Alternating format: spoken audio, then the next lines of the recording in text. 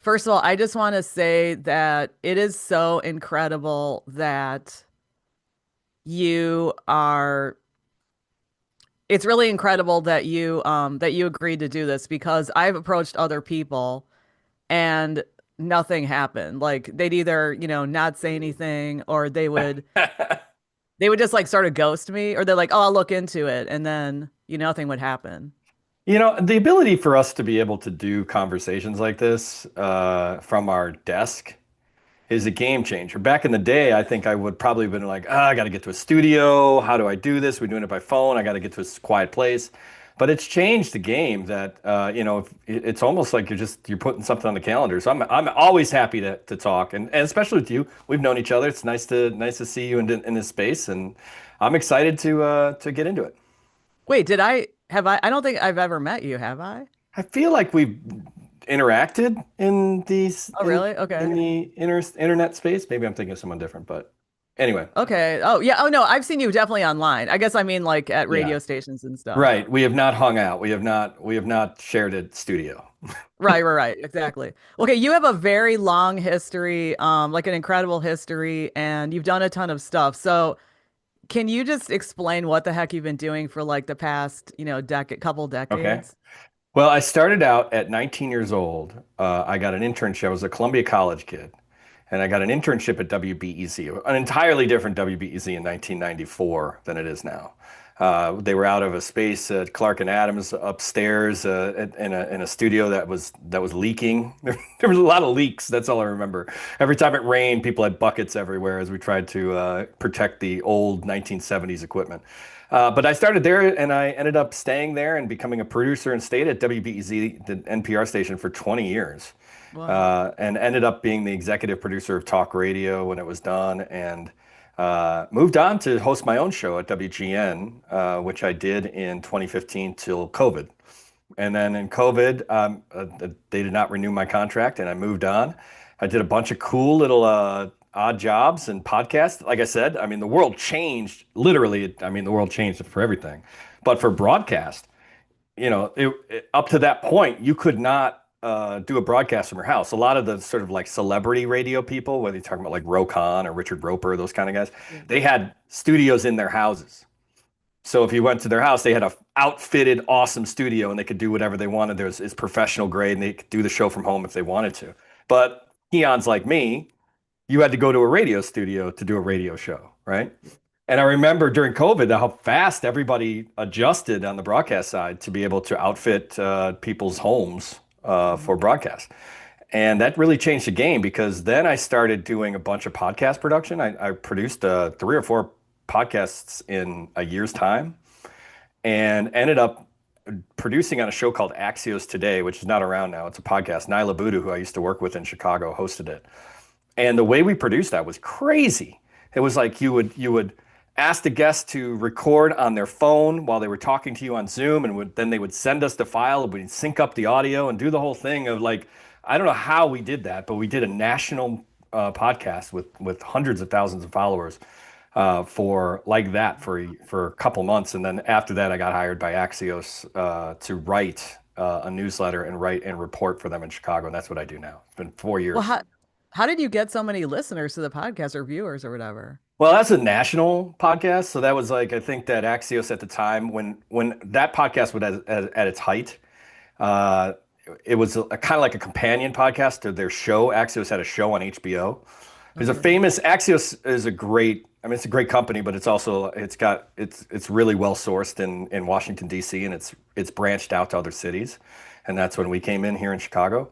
But at the time they had this HBO show and they kind of got famous because their reporter Jonathan Swan, who's an Australian guy who interviewed Trump in 2018, 2019. And if you remember that interview, a lot of people do. He was like the first time a journalist kind of pushed back on Trump, and Trump got caught up in a pretzel and that kind of stuff, like trying to get out of it. But it was like he was the way he approached it was really, really unique. This reporter, and it kind of put Axios on the map. So that was sort of the start of it. But they get a lot. I mean, Axios has reach. And people really love the smart brevity style of that company, which is what they're known for. They hire very experienced people to write shorter. That makes sense. Usually it's the other way around. You write people and they do like these thousands and thousands of words in these magazines. Axios, this whole thing is, can you tell me that story in 250 words? And you'd think that's easy. That is not easy. Luckily, I have very good experience because I worked in radio where you had to write to the Yes. clock. But truly, it's hard to do. But it's a really sort of rewarding job. Well, when you say they want 250 words, literally, they only want 250 words Yeah. in a story. I mean, I write on average probably about 400 words per story.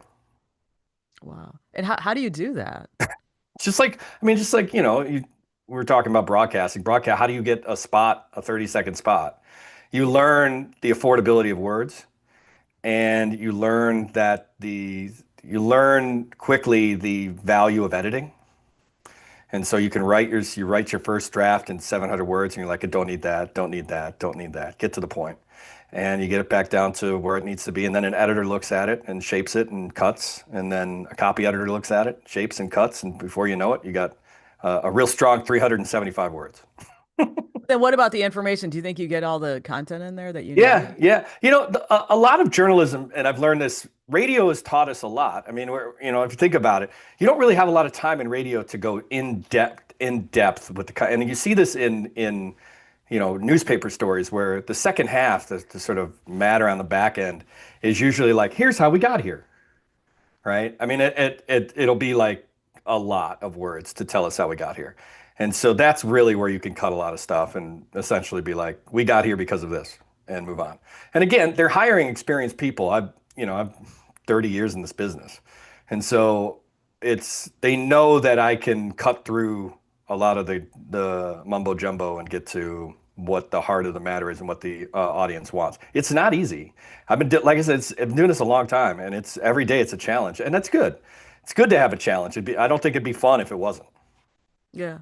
Well, the thing about you were mentioning about newspapers, one thing I've noticed is sometimes they have the interesting kicker, juicy stuff in the beginning, but you have to go to paragraph 5 or 6 to get to the background that actually would affect the story if they had edited it differently. And this is a criticism that people have of the media because a Yeah. lot of people are not going to read that far. They What do you think of start that? they start every show or every historical show. Every story is why it matters. So they call them axioms. So why it matters, the big picture, zoom in, zoom out, driving the news, the bottom line. You're using those axioms to effectively cut out words. So instead of me writing 2 paragraphs of what the bottom line of the story is, I could say bottom line and here's a sentence. And again, tough to do, but I appreciate the approach. Well, you talked about, a show. You mistakenly said a show. Okay, so why do you think it is like a show? Okay, so the main thing I do for Axios Chicago with Monica Eng and Carrie Shepard, 2 great journalists that I worked with at WBEZ. So I three remember of her us. from I used to listen to her oh my gosh, now I forgot. It's on Saturday. It's on oh my Yeah, gosh. It's when people send in listeners send in questions yeah, about Curious City. Chicago. Yeah, Curious City. My gosh, why do yep. I forget about that? Yeah. Monica was on Curious City and she was a reporter. Carrie was the EP and founder of CityCast in Chicago. So they both are tremendous broadcasters and tremendous writers and journalists. What we do is we do a newsletter, and the newsletter's got to be under 1,000 words to tell you the story of Chicago this day. It's a week Monday through Friday. And in that time, I always call it, I don't know why, but I always call it a show. It's a show. It's a talk show. And I've said this millions of Wow. times, but it's like it is a talk show in an email format. And it's successful, and it has been successful. It's got 150,000 subscribers, and it's won a couple of awards, and it's successful because do believe the philosophy is to approach it like it is a show. I'm talking to you. I'm conversing with you. I'm engaging with you. I'm doing things that, you're my every morning. It's a privilege for me to be in your inbox, and perhaps you'll open it and I can tell you what I think's going on today in Chicago. Sounds a lot like a talk show. The same tenets, same sort of basic principles apply. Your personality, you're trying to analyze and comment on and approach and present the news, but you're also trying to engage with things that are happening culturally, and you're trying to put some personality spin on it. And that's what we do at Axios Chicago. And I think it's successful. And I think if more people approached their words like that, I think that it'd be a better read at the end of the day for the people who are reading the actual. I always mess up. I say listeners or viewers, That's really interesting. but it's Yeah, readers. Yeah. well, one thing about a show is that there are segments. So do you think about that as well? Yep. I run the newsletter, and the philosophy of the newsletter is kind of like a 10 o'clock newscast where you're starting with your hard stuff, what you think is the biggest thing. We call it the one big thing. And then by the end, you're to your sports and your kickers and food coverage and stuff like that. So that's a format. And secondly, yeah, I have a ton of weekly segments. We started a thing called, I'll just do it. It's Where's Justin? Where's Monica? Where's Carrie? Where it's a photo at the end and a little quiz riddle, like a riddle, a little like, where am I today? I go out in the city and take a photo in front of a famous mural or a building or something like that. And that is, hey, if you can guess, I'll give you a shout out. I'll give you some swag, whatever it might be. But that's very talk show. That's like, and the Yeah. next day we'll say, hey, this is the person who won. Or, like we do all sorts of engagement to try and get readers to be a part of it. And I think that again, every day, Monday through Friday, has some sort of segment in it. That's just the way it is. And how did you get all the subscribers? Well, when we started, it was a big push because for them to be able to poach Monica and bring me in, we have our own background. We have our own audiences. When I've developed, I went after I did GN, I went back to BEZ and I hosted Reset during COVID, and Reset was their flagship talk show, which was amazing experience. To think I didn't see anybody who worked at WBEZ. There are 7 producers on that show, on the WBEZ talk show, something like that. 5. I never saw any of them in person. They So how did that? produced they produced a daily talk show by Slack. And then I just because of the shorthand, because I'd worked with them before, but also because, that's the new world order, we were able to produce a show where I had no guests in studio. I know this is before vaccines, so there's no guests in studios. Could not have any by the station's rules. You couldn't have any interactions or in person.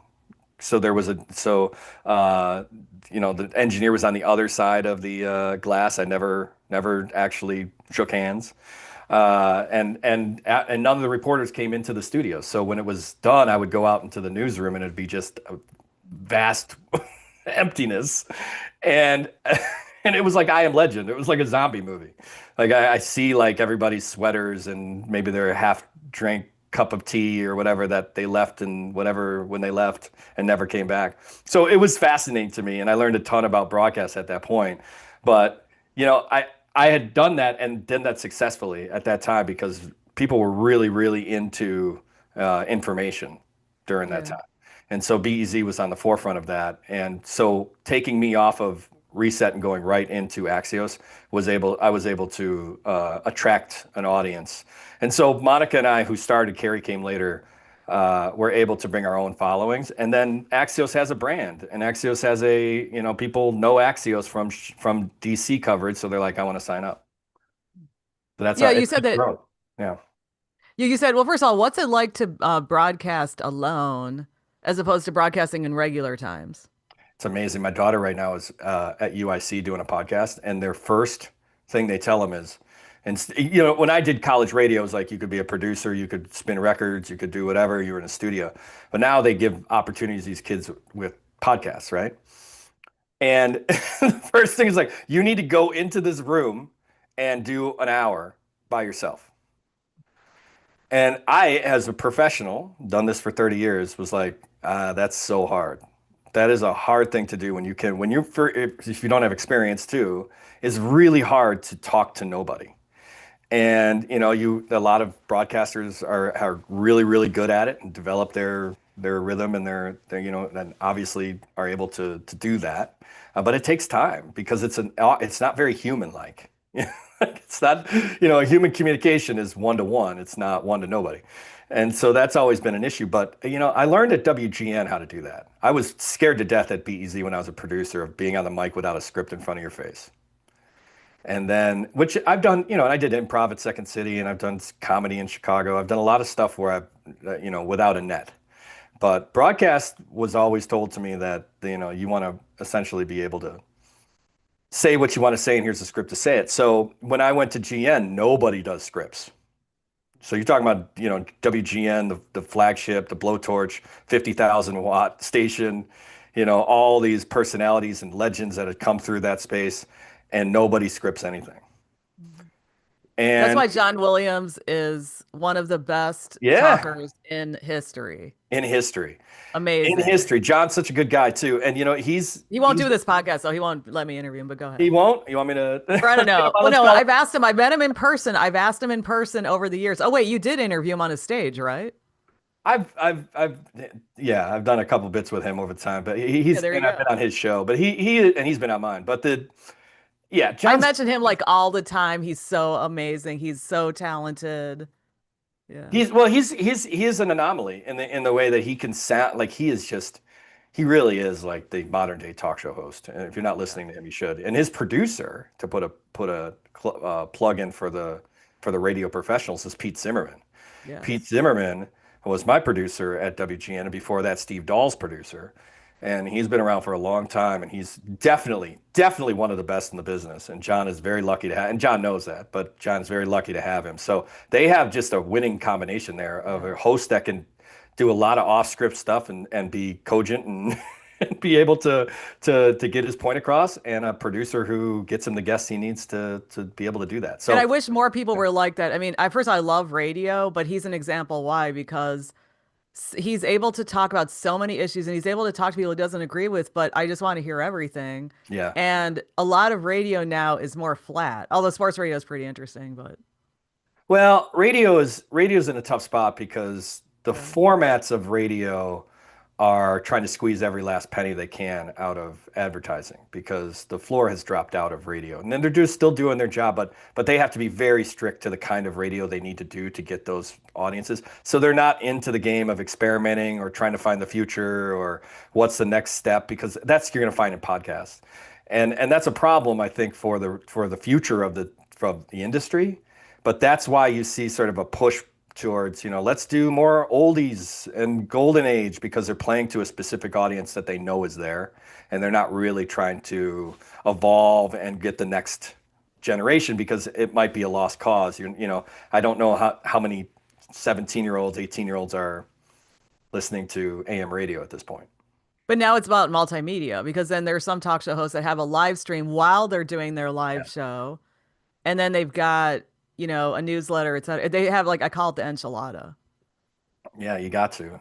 But again, that's also, they're not doing that necessarily for exposure.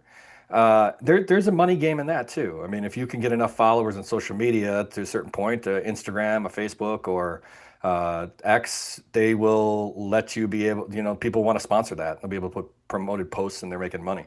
So you're seeing what I think is really interesting right now. I'm working on a story on it actually about how you are seeing in media especially in TV, you're seeing this push towards them dominating social media. It used to be they would just put clips up, or maybe they would do extras, or go to our YouTube channel for more. Now you're seeing really great professional uh, reporters doing straight to camera video, Instagram reels or TikTok reels or whatever it might be, and that is the evolution. You're seeing these for the first time ever, these HD channels, these Fox Pluses and NBC Plus and all these kind of things where they've have a secondary channel creating experimental new things, like shows, 30-minute shows. Paris Schutz does a Chicago report that's a 30-minute show every day at 6:30, and they're now starting to take that off the Fox Plus channel and move it to the 10 o'clock slot on the regular channel. And you're seeing this across the board. So I think that that's an interesting moment for broadcast, is that what used to be like a kind of a, we have this space, let's try to fill it, is becoming much more centered and integral to the actual business model of media. And you're going to see more and more of that. And the question just becomes like, well, are they going to expand staff?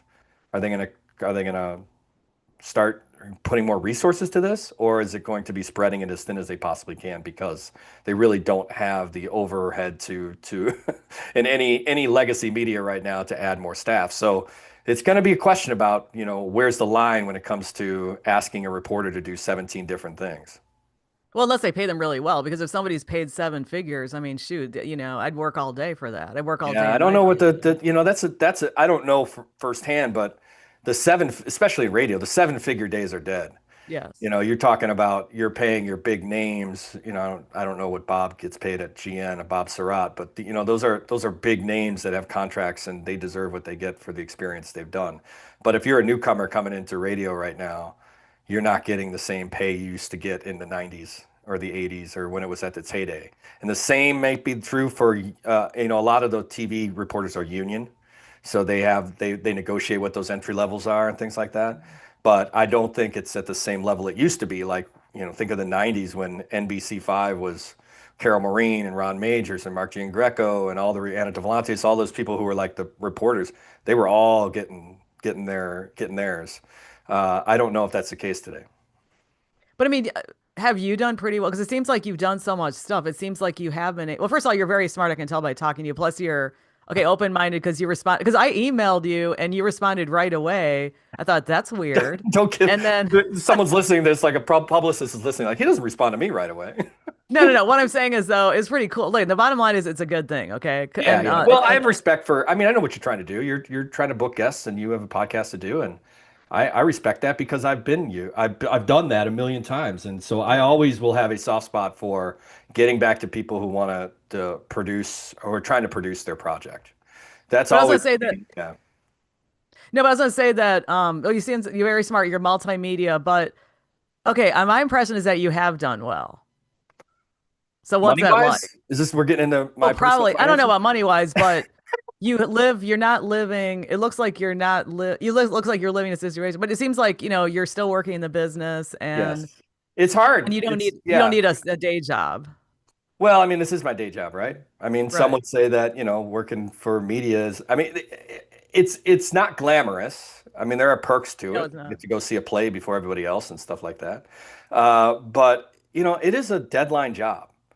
Yes. There's only one of the things that I think that's been really, really great for me, and probably not great for everybody because not everybody can hack it, is that I spent most of my time in media in daily production. There have been a couple times I went to weekly, the couple times I did feature stuff, like when I was creating the Madigan podcast and stuff like that. But the experience of being able to not just do daily, but to survive daily Yes. is not something that everybody can do. The deadlines are every single day. Hmm. If you're not up to finishing your term paper every single day at 2:30, that you started at 10 o'clock in the morning, you will drown in this business. And especially in this type of business. Like, I don't want to say that media is just daily. There's a lot of stuff. So early on, I learned because I did it at such an early age how I've gone through cycles and cycles of burnout, right? I burned out and I was like, oh my God, I can't. And I was young and all this kind of like, what am I doing? And I've learned how over time to handle that, how to compartmentalize, how to try and, live a life outside of just doing the job. And that stuff is hard to do. But you learn it over time. So that helps in the way that, if you could somehow find joy out of the thing that you do in this daily deadline, you're gonna find work because there is a lot of daily deadline production still, and there's a lot of people who are not fit for it. Well, deadlines make it very exciting. You have to be wired a certain way because it is so exhilarating and exciting to try to make a deadline. Even Yeah. like I always say, like even on live radio when you have to make an extremely short deadline, like less than a minute. And I So, don't, and I look at it this way, and in no way I don't want it to be taken out of context because there will be a cut and then to take it out of context. But there are a lot of frontline jobs like that. Think about like first responders, people, doctors, things like that, who have to deal with the everyday. They must drink their coffee and they go and they drink their coffee. Now they're dealing with life and death situations. Media is not life and death. I don't want to. That's what I mean about the context. Like, I'm not comparing myself to them, but it's the same vibe where you're like every day you just do it again. You do it again. You show up. I believe, and this is maybe sets me apart a little bit, that this is community service. That I am privileged and I am always humbled that I get to be the person who gets to tell Chicago stories. And that to me always, especially when I worked in NPR at WBEZ, that was a badge of honor to me. It almost was like, well, I don't really get paid here at NPR like I would if I were someone else, but man, the ability to be trusted to tell these stories and also recognize the I don't know what it is, like the weight of that is, that gets me going, Every morning I get excited to get up and go to work, but by the end of it, I'm pretty burnt out. Yeah. Like Well, yesterday, yeah, I mean, you get a good example. Some days I can write 4 to 5 stories in a day. And you're like, that's a lot for any newspaper report, anybody, like you essentially are a generalist and you're just writing about all these things. And then breaking news comes at you. And and especially in this day and age, especially when you have the national federal government with their sights set on Chicago, not just for immigration, but for everything, it's never stops. This is if, I mean, I am 51 years old now. And I feel like this probably is unprecedented. Like I've done 30 years of this kind of work and a little bit more than 30 years. And I don't remember a time when it was this breaking, where stuff just comes at you every single time. And you have to decide if it's worth putting in your newsletter. And that is something so there's not a lack of content. It's just a lack of maybe space in your head to be able to do this over and over and over. but is it also constant because technology has changed and also communication channels have changed? Yeah, absolutely. Absolutely, no doubt about it. I do think though, like I maybe like look to a year ago, the job was hectic, but it wasn't as manic, if that makes sense. This is herky jerky. It used to be, the tenets of broadcast. When we talk about what's relative, or relevant. Sorry, what's relevant, what's immediate, all the kind of, tent poles that are what makes news work. Those are always getting what's the best way? Sort of stretched. And this idea of like, is it news? It is news. If the president of the United States goes to social media and says, I'm ready to invade Chicago, right? And you're like, I guess I should write that up. Right? Yeah. That's what I mean. It's so easy. It used to be, and to be honest, with social media, you make a great point. It used to be that the president or these leaders, I don't want to just pick on the president, I'm saying like across the board, there would be more official, formal channels for them to disseminate news. And when you would do that, then you would know when it's coming. They'd have a press conference. It'd be 2 o'clock. You could prepare yourself. Now with social media and specifically the way that this administration uses it, it makes news on itself, and you could do that in 1 minute while you're sitting at your desk, and that has got journalists flying all over the place, and that's different, and it's different than it has been, and not to say it wasn't the same in 2016, but it's different. Well, it also depends how open the politician or whoever it is, a celebrity or whoever, how open they want to be. Right. So if the person is not very open or they have limited press conferences or limited appearances, then the press knows how to prepare. But if they've Right. got, yeah, so if they're like, dropping all these things all the time, that's All the their in their time. And it's also like I find myself, and I'm guilty of this too. When I'm trying to decompress and I'm just scrolling Instagram, the feed sends me a ton of news stuff, yes. right? And you're watching it, and then it takes you a couple of seconds to go, I don't even know where this is coming from. I don't know if this is news. Is this real? Are they spinning it? Are they spinning it their way? The context?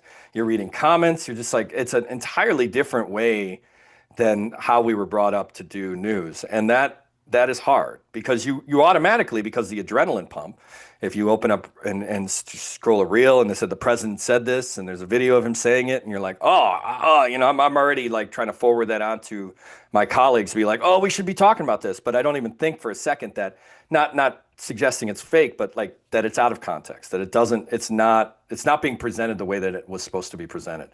And that is harder than it's ever been for journalists to decide what is actually worthy of covering. And that's hard. That's the hardest part. Yeah, and also another thing that's changed is now there's user content. I'm not talking about the people posting phony stuff. I'm talking about Yeah. people are going around the media and posting direct to their people. So Yeah. then the media Oh, has yeah. to look at that. Oh my God. And it's happening across the board. It's interesting because you can kind of see the canary in the coal mine with some of this sort of cultural or feature type areas. So let's take sports or food are two great areas where the sources have determined that they don't need the media, right? So if you're a chef at a hot restaurant, 10 years ago, 15 years ago, you needed the Chicago Tribune to come in and do a review, or you needed a feature in the paper, and you would hire publicists to do that. Now they can go right to their own followers. They can go right to their social media. They can amp it up with all these secondary things like Resi and Open Table they don't need Chicago journalists. I'm sure they like it. It's a perk if it's positive, but they don't need to spend the money there to try and get their word out, meaning hiring publicists and things like that. So that changes the game that you're learning about their things like their audience is. So you become the audience, not the actual, communicator. And the same with sports. Sports does the same thing. Sports is becoming harder and harder to cover because, the Cubs, the Bears, whatever, the Bears hire. It's a fascinating, and I think it's great because I love the people. The Bulls do this too. They have their own reporters in house, and so Mayer does the Bears, and Smith has been doing the Bulls for a long time. Not sure if they still do it because I haven't looked at it this year. But the point being, they're not interested in like having a beat, even though there's a million beat reporters because it's still financially successful to cover the Bears, but or the NFL. But they have their own guys, so they do their own write up of the. they're in the mix. They're competing with me. If I write about who won the game yesterday, I'm competing with the Chicago Bears for clicks. But another thing is that like I'm thinking about the Tom Scherer interview I did this year, and he's from the Score, and he said Yeah, that that's you can't really get access to the players much anymore. no. So that's also so they're sort of controlling it as Yeah, well. I mean, but and that's always been an issue of back and forth. And you could always like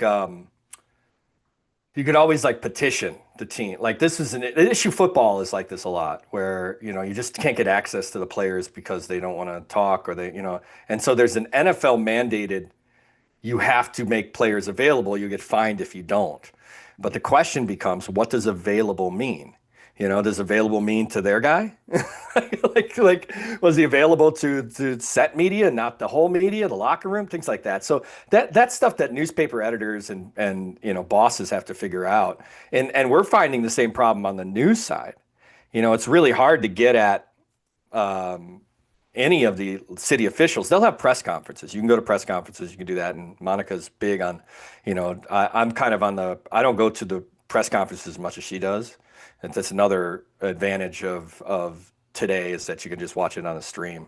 Supposed to go, although I still believe that when you go down there, you could probably get better stories. But at the end of the day, I'm only getting like a perfect example is like with the Department of Homeland Security who are in Chicago and they're running the immigration raids and they're also, with the Border Patrol and everyone covering them. It's a lot of times they will not have a statement. They just direct you to social media and the tweet they put out. Mhm. And the governor does that too. I don't want to make it's just them, but it's like that's an entirely different thing. They put it out to the public. It's not like I'm working on a different story or I want a question answered, and it's really hard to get them to do it. They usually will just go straight to, "Hey, we already said something about it. It's here," and so that's changed the game as well. But what about, back in the day? Okay, like if you hear about older journalism, people used to go out and drink with people. They used to get to know people, and it seems like they're not really doing that. Like, or they're not on the street just talking to various people within those unofficially and getting a vibe. Yeah, some of the best still do it. And I Okay, try they to do do. it. I've developed sources. I have trying to figure out when to do that. You know what I've gotten really good at? This may show me more about my age, is that I've carved out morning. Like I'm a big because I do this bit on Axios where I go and review. The bit is I'm trying to review every coffee shop in Chicago, Ooh. like every mini review. I've done 40 in the year. I So started. You're like the Dave Portnoy of Yeah, coffee, sort of. right, similar. But now that I find the best time to get over there to do that is like before the day starts. So if you would have told me that when I was in my 30s, I'd be like, "Hey, to a source, why don't we grab a beer?" Now I'm like, "Do you get up in the morning? Can you meet me at this coffee shop in Bridgeport at 7:30?" Like that's a different vibe. But trying to maximize as many hours as I can in the day. But I mean, but I think the impression I get of old school journalism, and also I've read books about it and talked to people, is that they used to just sort of hang out or just used to work the streets. Yeah. And then some guy would say, "Hey, we'll talk to Joe over there." And then they'd end up getting a story, although they did respect some privacy. And and they got to understand like different sides. Because, like, for instance, a politician can have a certain kind of persona. You go to the press conferences, you get frustrated. But then sometimes a politician, if you meet him or her off like in an unofficial capacity, they're not like their Right, persona. right, right. That's like So, it's everything, right? yeah. I feel like It's that's just the yeah. but maybe if reporters, I don't know if they're doing this now, but if people were to just sort of get in those spaces and just like talk to them like, "Hey, what do you think of the weather?" or, "Oh, how come you quit eating ham?" or something. And then they saw that the politician was different, they might think of them differently. And I'm also talking about celebrities. I'm talking about any public person, politicians, celebrities, etc. Yeah. I do think that that kind of journalism still exists and you see that. But again, you know, I mean, we're going round and round in this convo, which is good. But you think about our conversation about asking a journalist to do 17 different things, 17 different Yes. ways. Their time to actually do that, to Yeah. develop sources, to be on the street, to be lost in Chicago for 3 hours is minimal. That is almost time that the company wants, right? So you Yeah. need to do that. You're talking about old school journalists. You might be talking about, sort of Stud Sterkel or a Mike Royko, where they're spending their day how they need to, and they're getting a column done in whatever form, or Studs, he did shows and radio shows and things like that. But that was a one thing. If Mike Royko had to do a column and then three general stories, and then he had to go to social media and do a video, and then he had to do a podcast on top of that, what would be squeezed, right? My guess is the hanging out at the Billy Goat at 2 o'clock in the afternoon talking to the factory worker. And that's the stuff that's gold, right? That's the stuff that we want to hear. We want to hear, I mean, uh, Chicago wants to hear about itself. We want to hear about, we have we're very proud of ourselves. We're proud of the city. We're proud of the people that live in it. I was just, doing a lot of prep on Jesse Jackson, right? Jesse Jackson went into the hospital this week. We're taping, and he's recovering, which is good. But in that time, just sort of studying up and getting all my ducks in a row to cover that story. He said some things that are so interesting. He's like, Chicago is this town that is like a bunch of little cities and is very proud of itself, for these little cities. And the biggest problem it's had is learning how to live with each other. Like, how do these cities kind of butt up against each other? And that really is like sort of, if you think about all the social construct of Chicago, that's the hardest part. That's where all the isms come from, right? Races and all the stuff down. But there is something about telling the story. If I live in my little town and I'm heard the story about the people that live in the other little town, which in our case are neighborhoods, I'm endeared to it. I want to know more about my neighbors. I want to know more about what makes neighborhoods tick. I want to be proud of where I live. And so to me, you lose a lot of that, like you're saying, without that old school journalism. And somewhere along the lines, I hope that programmers, program directors, editors, and whatever recognize that that needs to be part of the experience when you're trying to squeeze as much as you possibly can out of these journalists. That's what Chicago Yeah. wants, and you're not giving time for these journalists to actually do it. Or they need to hire more because one person can do Right. one aspect Right. and another person can do it. Yeah, we all know this is a very important conversation because a lot of people think that journalism is like throwaway or some extra or antiquated. And this is why we need to keep doing it because we need to, okay, like what you said earlier, like you need to edit all the information you're getting, and then you need to hold people accountable, and then you also have to get to know the different neighborhoods in Chicago. But okay, my question is though, do readers actually care, and do listeners and viewers actually care about those Yeah, local stories? I think they do. My experience and why I think you asked earlier, how do we get all those subscribers? Is I do believe they read it and they go, you know what? These guys know my city. This is a Chicago newsletter, a newsletter about Chicago told by those who know it well. And there is something about this authentic, and you see it in the news broadcast. You see it in all of it. Like, people continue to read the Sun Times. They don't really care about the management changes. They know that the Sun Times and that brand means Chicago. And I do think over time it changes and generations change and they want this, that, and the other, but they still want it where that there's something human. There's something human about the idea of wanting to know more about where you live. And I think if you do it well and you represent Chicago in an authentic way, warts and all, people will come.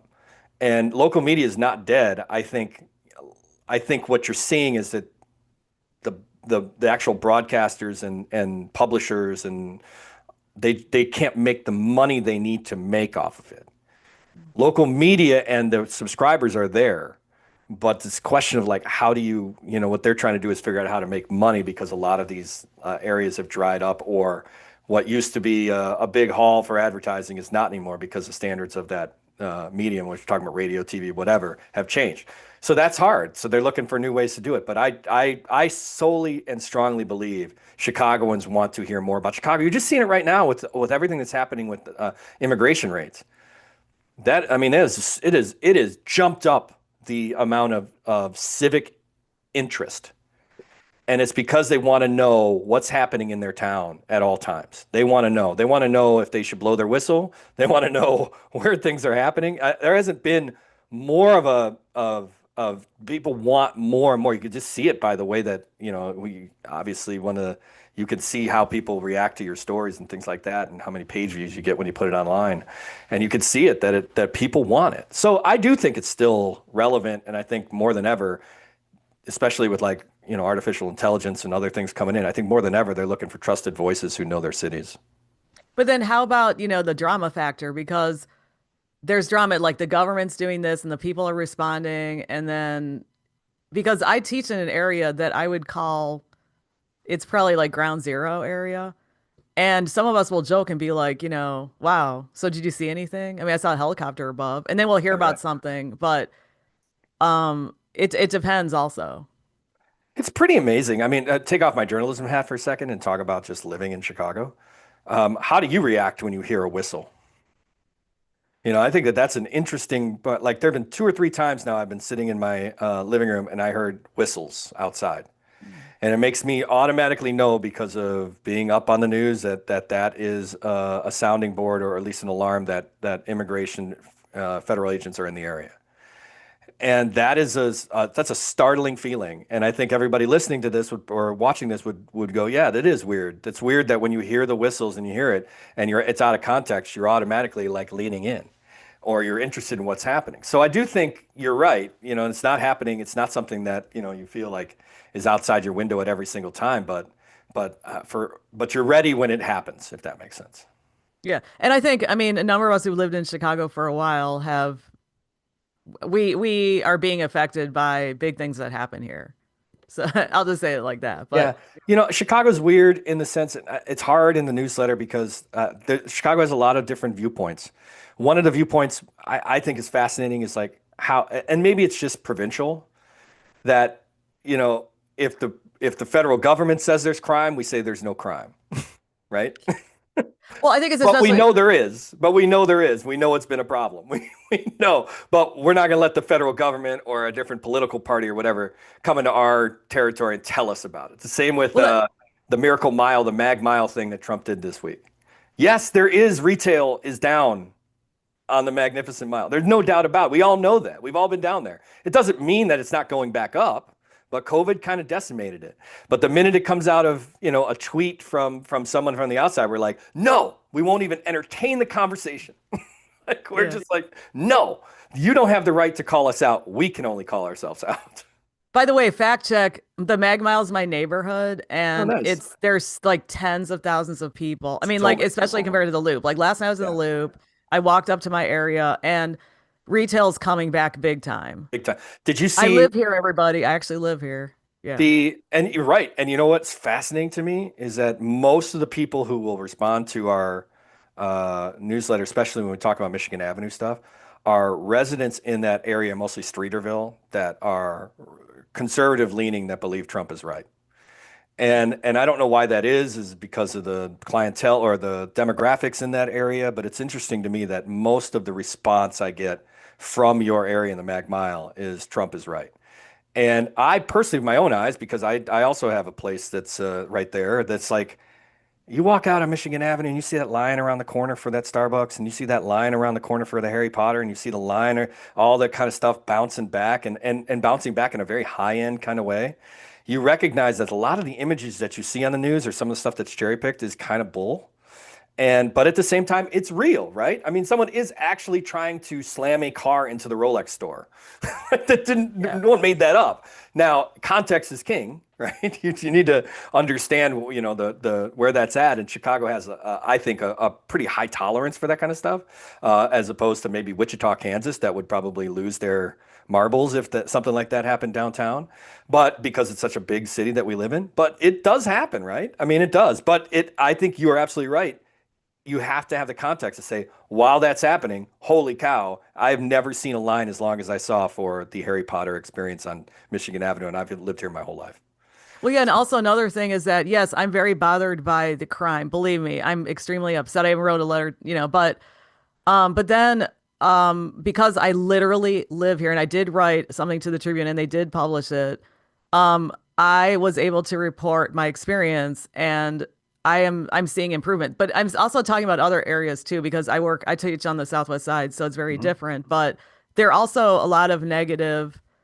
Basically, the city has a lot of positive and negative. Yeah, sure. Like But anywhere. with all the, but I was going to ask you with like with all the direct posting that goes on now, I mean, well, okay, I'm talking about like when people want to consume local news, they can go to their buddy who lives and he's just like live streaming or he's taking Right. pictures of an arrest or something. Maybe it's so local that they'll just go to those people instead. Exactly. Yeah. I mean, it's hard to you're now user content is definitely you're competing with people's you're I think it's not helping with comprehension.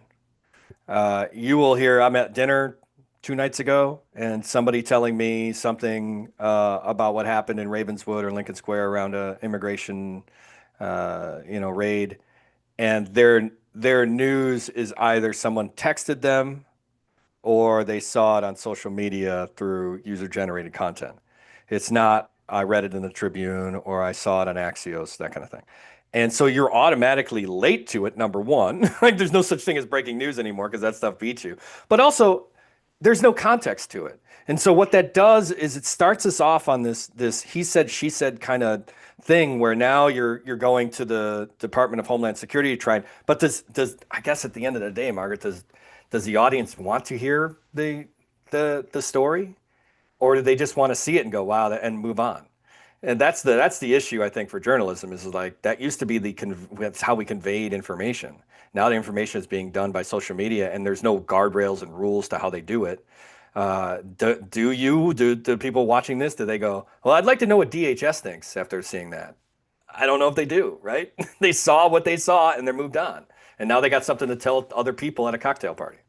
Well, but yeah, but still people have to report on Right. what the government's doing. That's one of the press's The responsibilities. So question is, does the audience give two yeah. rats? Well, it can be like in one of your bullet points on Axios, Right. But you know? I mean, that's what makes it so hard too, is that you're constantly behind.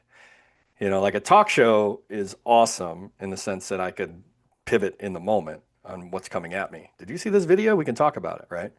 But I can't do that in Axios. I need to be able to write out the actual what's happening, and it might take me a little bit longer to do so.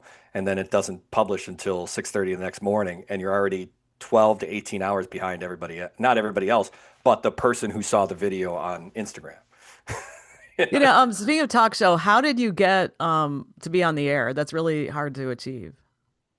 Well, again, I had a lot of experience doing Second City and improv stuff, and I was a frequent guest. I became a guest a lot, and I was reported out. And then it was, I think it was in 1998, 99, 2000. I started doing my own interviews on a show called 848 that I produced, which was hosted by Steve Edwards and was a magazine type show for 2 hours in the morning on Be Easy. And so you would run out of like the idea of being like, there's just not we would do like 10 to 12 stories in a show. And then we became like, there's not enough reporters. And so our producers started doing mini interviews based on what they were interested in. So I started doing that.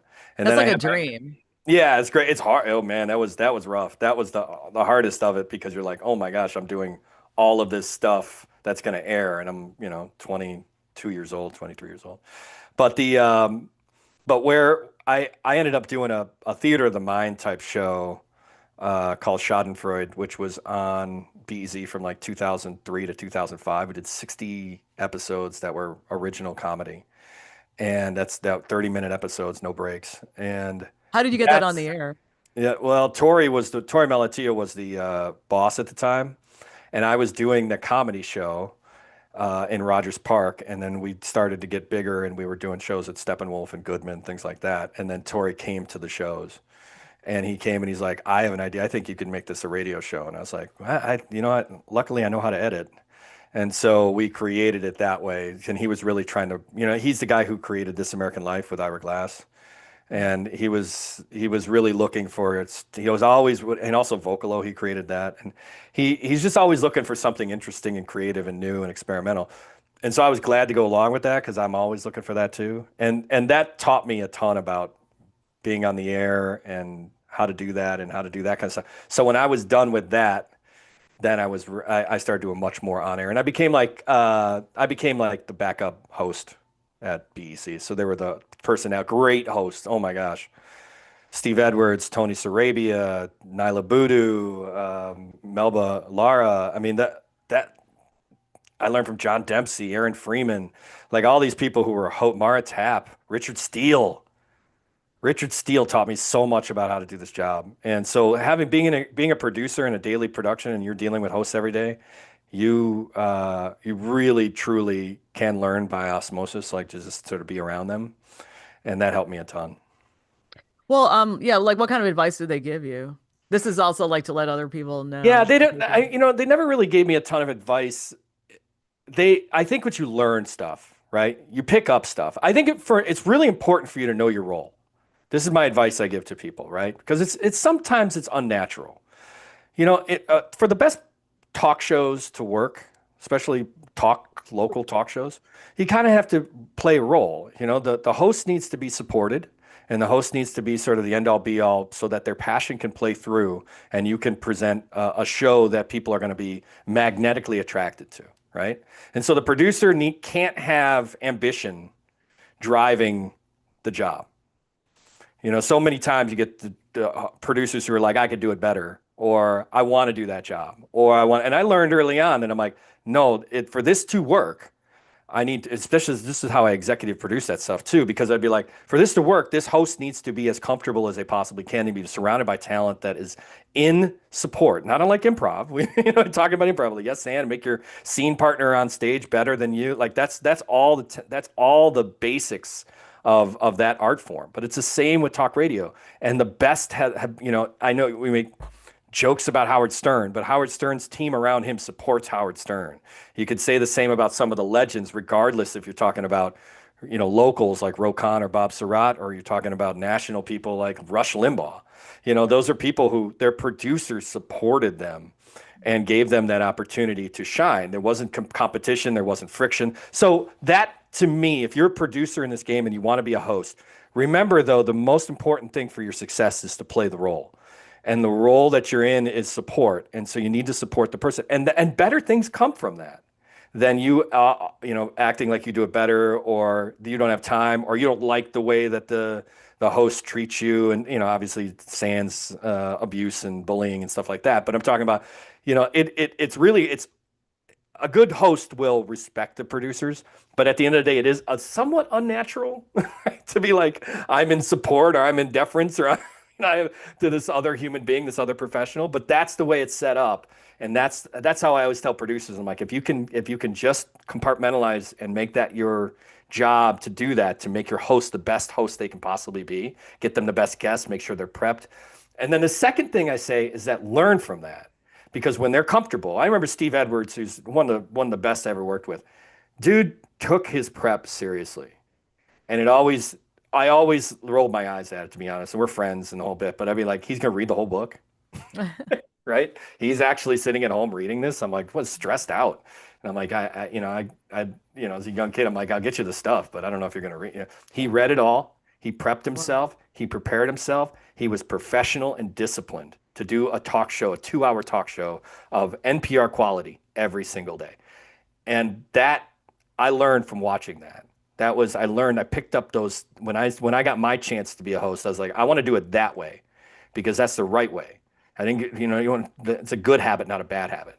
And then when you get into the spot, watching other people and how they work, I've worked with some of the best producers. Producers are the best. If you get the right producer, if you get there, you will live in infamy in this town. Jimmy Budweiser is one of the best producers of all time. I mentioned Pete. Mary Boyle, who runs GN now, was a great producer. So a lot of Rokan was Walter Jacobson's producer.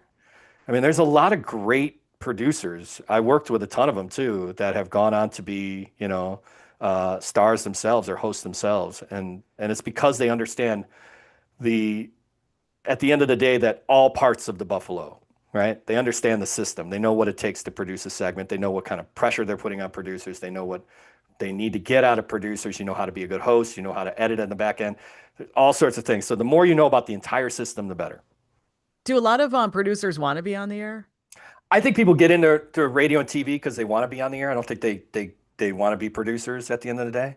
A lot of people settle into the producer job because they like it and they're passionate about it, and they do good work and it's a paycheck.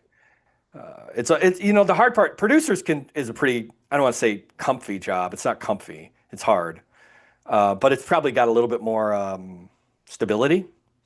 The minute you make that move to be a host, the minute you have much more pressure on you from forces that never cared before.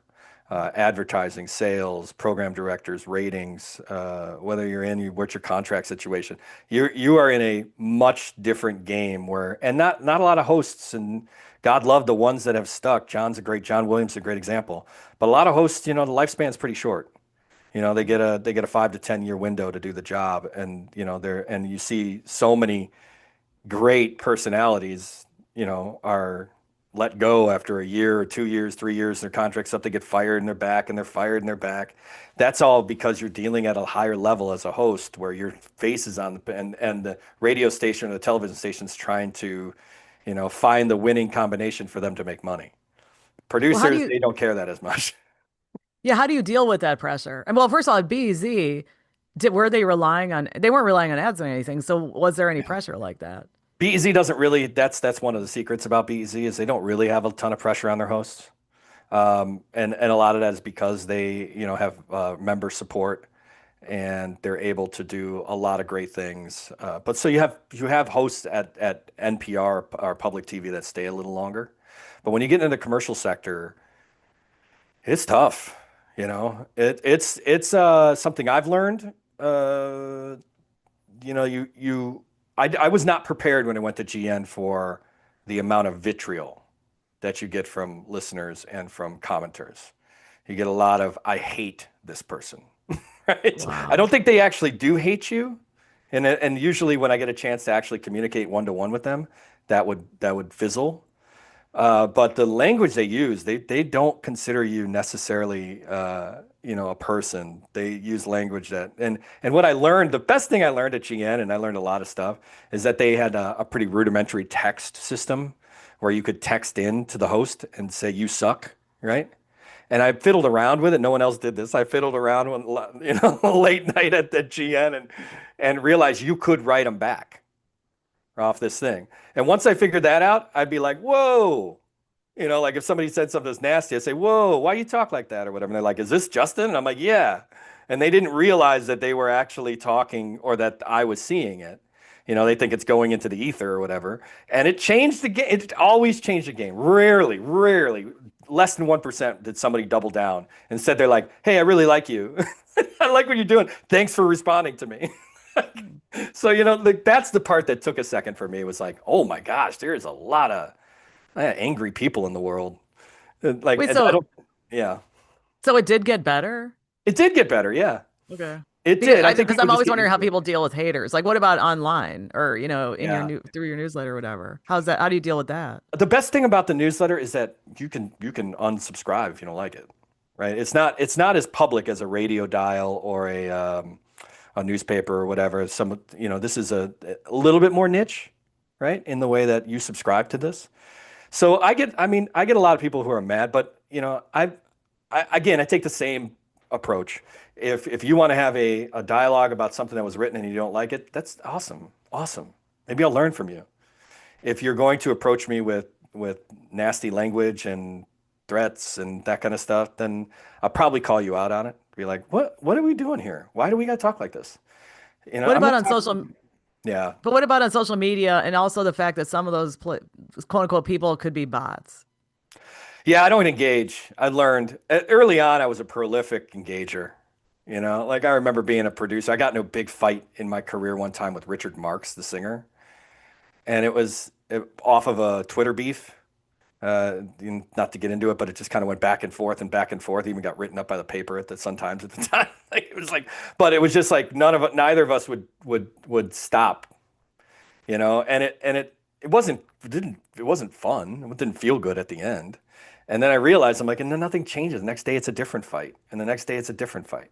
And now this day you're absolutely right. It's been infiltrated by things that are way behind our control. Not unlike the algorithm conversation we had about like what I'm actually seeing and how that isn't the truth, or it's in context and spin. And once you kind of like can train your brain to recognize the guardrails when you go on, I'm not as offended by people saying stuff on social media. And to be honest, it becomes a less fun place to play, especially, like a more like I found that the best one for that is Facebook, which I know is not necessarily the hippest, but Mhm. Facebook, for whatever reason, uh, I have a pretty controlled audience, a big audience, people who love Chicago media and whatever, and I can talk directly there and have conversations in the comments without anyone getting nasty. It's Uh, probably because also they're using their real names, and in other social media, you don't have to. Right. Instagram is pretty nasty. Although, I've the Instagram Chicago, the Axios Chicago Instagram's got 30,000 followers and it's kicking butt. But it's like, it's fun there because I don't think they expect me to be in the comments. Like, Okay. so I'll do something, pretty basic, like what's your favorite Italian beef or whatever, and they'll say Jimmy's in or whatever, Johnny's in Elmwood Park, and I'm like, oh, I love Johnny's. They're like, the guy who did the post is actually responding. So I think that helps. But that's the same philosophy from when I was doing GN, where I'm like, if you could just actually try to create some sort of human connection that we're both real people, it's better off. Well, how do you convert all those social media followers to actually going to your content so that the business that you work for is making money? I love the approach that Axios has taken on this stuff. I always was, because I used to run the WBEZ website. I've done a lot of online journalism in my time. And it used to always be, and a lot of the places in the city do this still, is that it was all social media is just a marketing tool to promote something else. Meaning, I wrote this story, check it out. I wrote this, or check out this broadcast I'm going on, or I need you to click this link, right? Axios, and I think most of the media companies now are determining that the space is organic, meaning there's no need to link to the other thing. I did a story last week where the West Loop changed a bunch of two-way streets to one-way streets, right? And then I went out to the Green Street where they did that and did a little video and essentially told the same story but in video, in a 30-second to a minute video. And there's no link out. There's no like, go check out my Axios story online. That's the story. And I think that you're getting more and more of that, where the old school, old guard of we need to send this to place because we need clicks and clicks mean money has changed to no, we need to develop this engagement on this platform because if this platform grows, we make money. And I think that that's where we're seeing less people going, check out my link in the bio than you've had in the past. And I think that's the same for the newsletter. In a absolutely separate way. There's a lot of newsletters, like I think both the Trib and the Sun Times do their daily newsletters, and I like both of them, but they don't link to anybody else's stuff but their own. Like they're very proprietary Well, by they're also design. not aggregators, though. No, but they won't even like link it up in the store. Like, hey, our colleagues at WBZ said this, and I feel like that's again that's old school. That's a publisher trying to make as much money and keep the money in, and I think that discounts the reader's savviness in 2025. I have zero problem in the Access newsletter. My bosses don't care either. And I actually have a section called Tips and Hot Links where I am linking out to my colleagues and their awesome work. You should see this story. And they get good referral. I get a lot of people who bounce back being like, "Oh man, thanks for putting that in the Axios story. I got a ton of traffic off it." Uh, and I think that that's again shows though your connection to your community. That I'm not trying to be this weird kind of like I no only us. You only Axios. No, we live, breathe, work, coexist, all this kind with our colleagues, with our friends, with our neighbors, with strangers. So I think that you wanted to. I think, and again, I'm not being paid by like anyone to actually. No one is asking me my opinion except I'm just throwing it out there. But I feel like that to me is a future of media rather than sort of this proprietary approach that's been done in the past. But what you're talking about is the early days of the global internet, and I was there. It was early. Well, I mean, it started in the late 80s, but I was there in the early 90s, and it was all about that. Because remember when Google they sort of set it up like an academic journal, and they said if you link to these, if people more people link to you, you'll get more exposure because that's what happens with academic journals Right, and their right, ratings. right. And then it became this whole other thing for many years. So what you're talking about is like going back to analog, but digital version of analog, Yeah, you know? maybe. Yeah, I just think that the recognition that the world is beyond you is always a good thing. Journalism and life, whatever it is. There's more out there than what you can cover, and there's more out there that's interesting for engaged readers to handle. And I wish that our media companies in the and like and again, Margaret, that goes back to being a talk show host. My guests were from different places. I never took I never took credit for somebody's story who came on a talk show. So the investigative reporters at the Sun Times are here to talk about their story. This is an interesting story you need to know. I would never scrape that from them. You know what I mean? They did the work. This is their work, and we're going to discuss it. And so I think that same thing, but competitions, linger. Like, and there is some, I'm sure I'm not a publisher, so I can't speak to what they're doing. Well, and also, I mean, there are marketers who are, we're talking about journalists, but there are marketers that do this and they know what's important because, yeah, you're right. It used to be about marketing. It's just the idea is how do people make money? And this is why a lot of people do not make money off of their digital content because Right. they can't charge people for looking at their Instagram post, but they can, well, they have to do it a different way. It's just, I think it's very hard to get attention. It's very hard to get attention. Um, Consistency is the main draw. I've found that if you do daily content, you have a better chance of grabbing or snagging a viewer's attention. And I don't know if that's fair. It could be like people doing great stuff whenever I think at some point or another, because of the way that the online arena evolved, it was sort of like when you want, put up what you want. Right? And I think that that's good, but I also think there's something to borrow from some of the media companies that have had success in the past, which is they are very dependent on appointment. You go to listen to a show at 2 o'clock. The paper comes out at a certain time. It's on your doorstep. That kind of stuff has been a big part of the formula that has what has made media grab attention. And so I think that if you are somebody out there who's looking to grab attention, the discipline of deadlines and details and when the audience can expect to hear, see, read, whatever it might be, has to be a part of the equation. But the appointment matters even though things are on demand. I think so. I think that you're gonna find like I'm a per like I don't subscribe. I'm trying to think of like podcasts I listen to, right? Um, I don't have a lot of time for them, but I do listen to a few, and I found myself watching a few on YouTube, right? I have a ballpark idea of when Trixie Mattel and Katya are going to do their Bald and the Beautiful podcast. Comes out on Tuesday afternoons, right? So I may not be able to get it because on demand I can't go, but I have an idea on Tuesday night. I'm like, oh, that podcast is going to be new. Now, if that were the case, if I went there and they're like, no, I'm not doing it till tomorrow, I'm not doing it till Thursday, that would change how I approach consuming that media. And that I think, so I do think, yes, on demand is huge, but I do think that having some sort of discipline, you know, it's going to be out at this time is super, super important.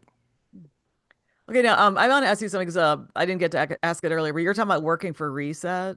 And Yeah. what kinds of things did you learn doing it? What was Uh, that your longest? I'm confused by your career because it seems like you did tons of stuff. So I'm gonna ask you about your career, like to sum it up, but Reset. I mean, yeah. So I did Reset. Reset was a show that's the flagship at BEZ. They just canceled it. Like they moved it. Sasha Ann Simons is the host. She's great. She was hosting the show right after me, and then they just changed and they moved her time slot to 9 a.m. and now it's called In the Loop. But it's similar to what Reset was. Reset, at one point or another, BEC does this cyclical thing where it has a ton of shows and then it kind of constricts and says we're going to take all the resources of those shows and put it into one show. And then after time, they're like, nah, let's do more shows. And they do it again. Like it's like in my time, I could say that from 30 years of being a part of that company. That's happened a few times, right? So in this case, they put all their resources into the show, the flagship called Reset. It was a 2 hour show from 1 to 3 or 12 to 2 or something like that. And so when I hosted during COVID, and I had come off of 5 years of doing WGN. And so doing talk shows, I had my own show called The Download, and then I ended up doing the morning show. I co-hosted with Steve Cochran for a year plus, and then I went back and did launched the reboot of Extension 720, which was Milt Rosenberg's famous show, and I only did y- that for a year. I'm gonna interrupt your Yeah. description because I want to hear what it's like. Or please answer the question later. What Okay. was it like to take over that show? Please continue. Okay. So anyway, so doing Reset was amazing. Again, it was handcuffed because I think if we were not in a global pandemic, I would be able to have much more experience and relationships with some of these outstanding producers. Meha Ahmad at WBEZ is one of the best producers in town, and there are so many others too. There, I don't want to single one person out. All of them are great, and Dan Tucker who runs the shop.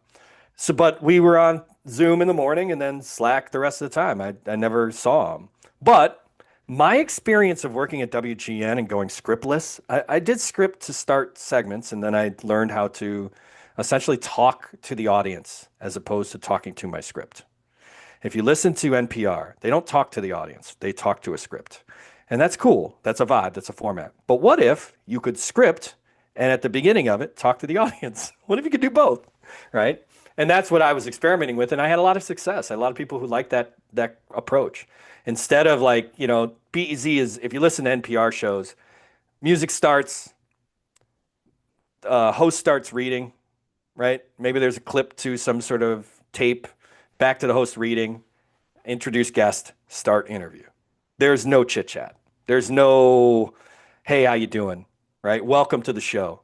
None of that stuff. That's really not part of what they do at that format. Because And I grew they're up, continuing classic radio style. yeah, and they're an NPR style. Now, it's partially why I think a lot of people don't like that product because it does kind of feel like robotic. These are professional broadcasters. I think my problem is I'm not necessarily a like the ums and ahs are too much for me. When I listen back to my stuff, I'm like, geez, man. But at the same time, I also I think get a lot of points for sounding like Chicago and sounding like the people that are listening. And if you could start a show being like, hey, welcome to the show. It's beautiful outside today. What a day, I can't believe that happened last night and whatever, blah, blah, blah. Here's what we're going to talk about today. This is on your mind, this is on your mind, this is on your mind. Okay, we're going to get John Williams is the best at this. The best. He's a master. He's a Everybody, even master. if you don't live here, Yeah. please listen to his shows. But that's Incredible. that John Williams style paired with NPR is a winning combination. But I only did it for a year, and I knew I was only doing it for a year.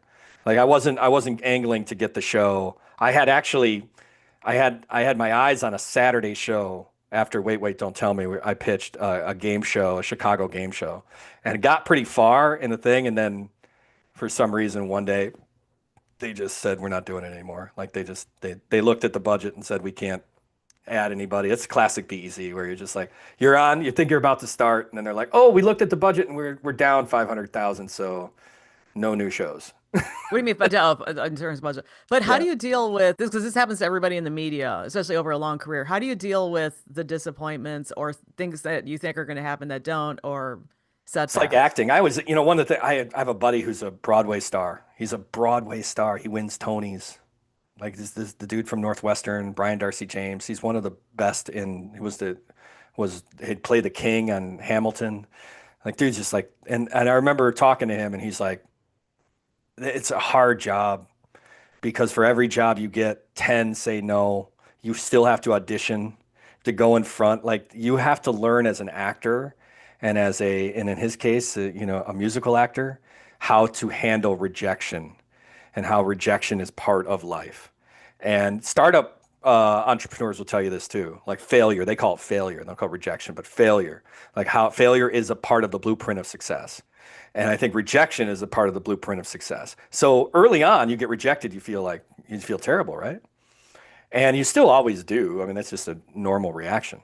But it is part of the process, and you have to recognize that some things come through and some things don't. It helped me that, I've done a little bit of comedy and I've done a little bit of Hollywood and understood like, what rejection actually means. And a lot of times it's not because your content's good or bad. It has other things that are involved, like budget or, where people are at. So you learn to get over it pretty quick.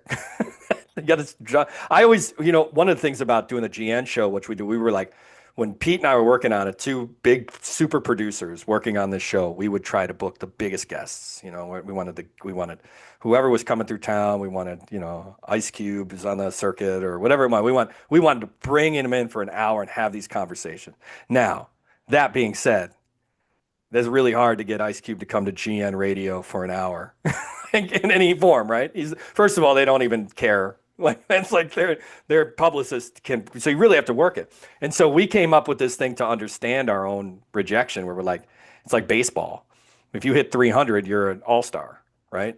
So if I can get three nibbles out of the 10 that I ask for, right, and then work underneath that to try and get three of those three nibbles, try to get one to actually do the show, that is success.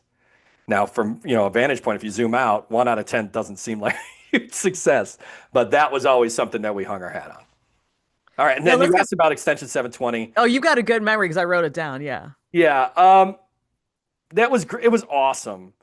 It was short-lived, unfortunately. It was awesome, awesome. I thought the reboot was awesome. I was able to, that show was really well known because the Wait, first, host. I'm sorry to interrupt. Yeah. Before you get started, but why did they choose you first? Like, how did you get it? Well, it And wasn't. It then you was could go on with the other. I pitched it, so it wasn't like they Okay. were trying to reboot it. I just said, you know what? I went to Todd Manley, great boss. I He, love that guy. yeah, he's the best. I love that guy. Yeah, Thank you, Todd. he That's is all the I gotta best. say. So Okay. Todd was like Tori in the way that he was very up for experimenting and he was thinking about the next generation of listeners and he was always ahead of the curve. He was way ahead of his time. And so I loved working with Yeah. him because his brain worked that way. And so I was like, okay, so we were talking about how do we unlock doing some cool stuff with the radio medium, not just doing another talk show. How do we unlock that? And I said, you got this awesome. What if you did like a reboot, a rebrand of something that you control and love the idea. I was able to get like people like Bruce Dumont who just passed away and Joe Morris and other people who were big parts of Milt Rosenberg show. Milt And Rosenberg, Bruce Dumont he was a great broadcaster yeah, and a these guys were all involved in that show. It started in the 60s. It was a nighttime show called Extension 720 and Milt Rosenberg would get like Harold Washington on for 2 hours, right? And they were just very it wasn't like talk shows talking about classic rock and 85 Bears. It was like they were talking about big issues of their time and he would have authors on and all these. It just was like the place to go to have an intelligent conversation.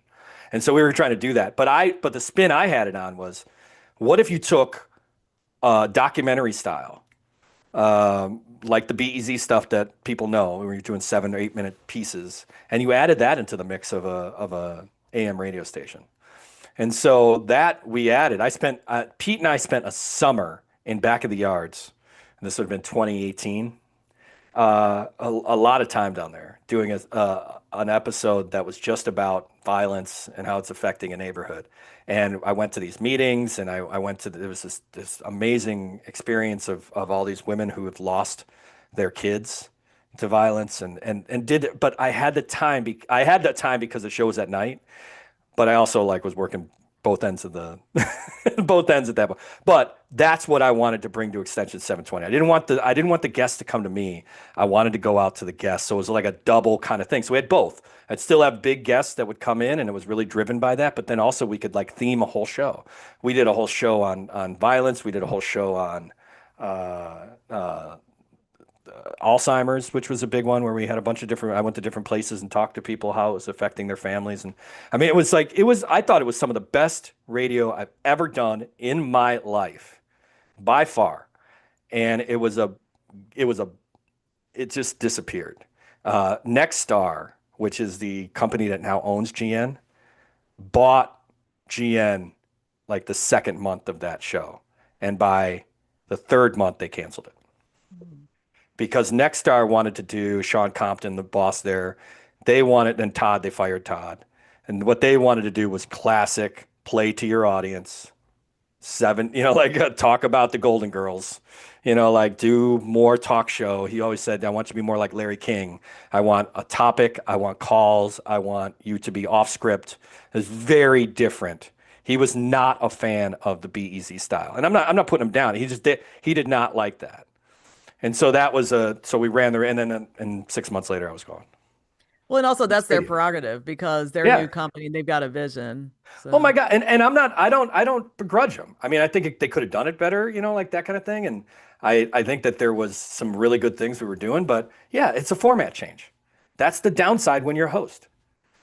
He wanted me to run an entirely different type of show, which I could do, but to be honest, not really my forte. Like, yeah, and also, yeah, because there are other people too who have said when they when certain when certain stations or ideas launched and there was new ownership, they wanted them to do a certain style, and they're like, "This really doesn't fit me," but that's what they wanted. yeah, and some are good at it, and some stick around. I mean, at that time, John stuck around. John was the only one who stuck around.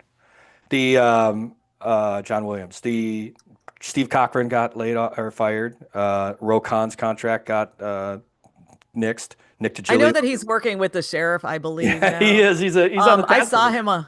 I saw him in my neighborhood with the sheriff actually, Oh and I my God, you should said, get him on this podcast. That'd be amazing. yeah, well, I interviewed him several years ago. For the Radio Girl podcast, I interviewed him. But he is excellent at radio. I wish he Very good. did a podcast or something. Learned a ton from him. He's just and he's got a second life going right now, and he's actually, again, we talk about customer or like civil service and stuff like that. He is in the Cook County Sheriff's Office, and he's doing God's work with the carjacking task force and all this kind of stuff. He really is. I'm really proud of him. But like that, you just at a certain point, that's the downside to commercial radio. The downside to commercial radio is that it is a commodity to big companies. And so it's real easy for them to dump those stations off and for new management to come in with a new direction. It's not personal to you. It's not a personal thing. They don't say you suck or you're good. They just, instead of country, they're doing rock and you do country better than rock and you're out. And a lot of time, and I don't disagree. I mean, they want their own people. They want to be able to mold their own people. And it's hard. It's not unlike sports. I want to make a sports analogy, but when they get a new coach and a new offensive coordinator, a new defensive coordinator, sometimes the stars got to go because they're looking for a different kind of star that can play a different kind of style. And so I don't begrudge, but that is the pitfall. I knew that leaving BEC. I'm like, I will get more money to host a show, but this will not last forever. But at And least you tried. And actually, yeah, by the way, I interviewed Ro Khan at WLS Radio in 2011 for my amazing. Radio Girl podcast. That's I great. should, I don't know if, yeah, I wonder if he do. I I know feel like somebody, that's I how I know. know you. I feel like that's how. I mean, we're talking 15 years ago, 20 Well, years I ago. think it's because maybe you saw me around online because I was doing these podcasts a lot for my Radio Girl. Yeah, So. probably. Yeah, yeah. But Like, that's a good way to look at it. Now, I do want to acknowledge, though, that even though people may intellectually understand how the business works, it's still crushing, and you have to just, work through it because the media it can be very disappointing.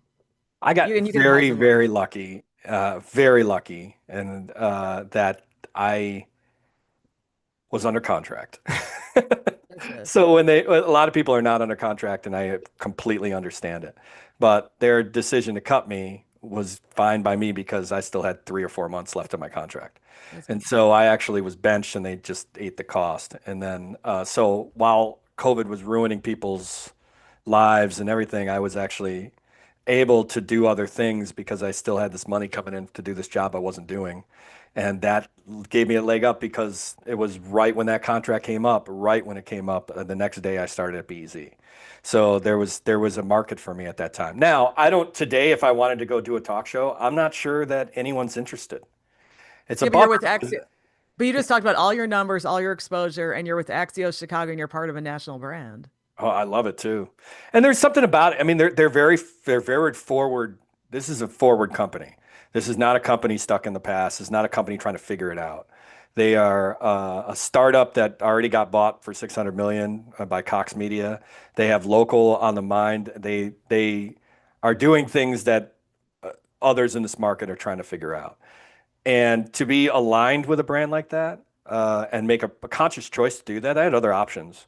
I had a good move in 2021 to do that because this is a company that's growing and it's fun. I mean, there's still excitement in media, and Axios is a big part of it. And so yeah, I'm very happy to be a part of it. But if like tomorrow they wanted to like a new show popped up. I don't know. I just don't know what the market is for local radio anymore. I wish Hmm. there was. I would love. There's so many times I'm like, "Darn, man, I wish I was hosting a talk." I say that to my wife. She's probably like so annoyed because I'll see something on the 10 o'clock news. I'm like, man, I wish I was hosting a podcast or hosting a talk show right now because I would talk about this. I have such a thought on what I'm seeing in front of my But eyes. can't you just do it? I could I do it. mean, oh, you just told me about a multi-million-dollar buyout of a company that you're an employee of. So I think you could set up a Yeah, very simple thing. hilariously, Axios, which I give him again, I give him credit. I've no, I enjoy watching these media moguls work, but they hate podcasts. They are not in the podcast game. They are very Margaret. So everybody in the world is going into this idea of you got to be everything everywhere. Axios and to their credit is like, no, we are an email company first that does newsletters. We're not going to make Ah, money on side project. We're not going to make blah blah blah. So they've evolved. They have some things, with social media, and they do an Axios show on YouTube. But the goal at the beginning, and they were very constant about it. And it was tough doing the one podcast they had, in Axios today, which ultimately got canceled. Because of that, because they're like, listen, we need to focus our energies on what we do best. And wow. so, yeah, it's funny. I That have sounds all so these ideas. wise. I have so many But great that, that's ideas. that sounds so wise of them to think that way. They've said some really interesting stuff. I think Mike Allen and Jim Vandehei, both of those guys are kind of like thought leaders in this business. And when they speak, it's good to listen.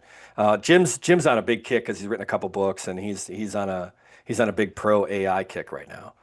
And a lot of people want to knee jerk to anti. And he is interesting and is and thoughtful on how he approaches stuff. And I appreciate that in leadership. He's never sort of like it doesn't seem like he's driven by money. He's driven by something else, like trying to solve the riddle that is media. Hmm. And maybe that is money, but I like that about him. I really do. But if you want a talk show, just have like a short thing on your own, in your own, like on your own Yeah, I socials. could. I could. I, Anyway, okay, because I think you're one of those, I mean, I can't, you're very well spoken, plus you know how to write and so forth. yeah, And and the guests, we get a ton of guests. I did a Twitch channel with my Second City buddies. It's called Chicago for Real from 2020 to 2022. And that was awesome. That was what I was doing. I did that. I did it where I'd have to like tell the family, be like, hey, I got to go downstairs and do a 2 hour Twitch. And I did that over and over. And I had a blast doing it. And I got a vibe of what it's like to volunteer your time. And I'm yeah, like, so to hone in on that word volunteer. Like, yes, if I was going to do this, I'd like to do it for cash. yeah. And I was gonna say that haven't you been, because you're with Axios Chicago and you're sort of prominent, haven't you been on TV Yeah, doing, so what's that like? Or what have you been on? it's fine. I go on the weekend review shows and TV stations. Again, it's luckily for me, I know a lot of people in Chicago, and luckily for me, people haven't gotten sick of my POV. So I like going on TV. I think I'm fascinated. There's been a couple times where people have talked to me about like, hey, let's do this TV thing, let's do that TV thing, and Yeah, it'd be great. It just comes down to, those are the kind of jobs I would do if they were full-time jobs. Mhm. It's hard to on the side. Axios takes up a lot of time. Yeah. It's, as I mentioned, doing 4 stories plus Instagram, things like that, and actually creating the newsletter every day. It takes a lot of time. And we're very lucky in Chicago, one of the biggest markets for Axios, that we have 3 reporters. Most have 2, and some have 1. So we're Now, lucky in Chicago. yeah. Now, how do you literally, can you give some writing advice? Like literally, how do you write your, it's not just what you do now, but throughout your career. Yeah. Writing advice. I'm always thinking about it. Like I am actually always thinking about it like a radio segment. Like how do you build it? Like what's the beginning, middle, and end? I'm thinking about that before I get anywhere near. I rarely do I sit down and just start free writing. I'm walking in with prep. So I prep to write. And I think that that's important for when you're writing news. You prep to write. You got to get your stuff together. You got to get your interviews together. You got to sort of get an idea in your head. I spent a lot of time being like having like sort of a visual board to be like, okay, it's gonna go here, it's gonna go here, it's gonna go here. I got to get this. I got to here. So I'm definitely. I think prep is. I hate to say it to come back all the time, and everyone prepares differently, but that is the name of the game for everything. If you think that the best in the business, I always tell people this anecdote. Um, Ira is a great example. If you're a fan of Ira Glass, one of the best broadcasters of our time.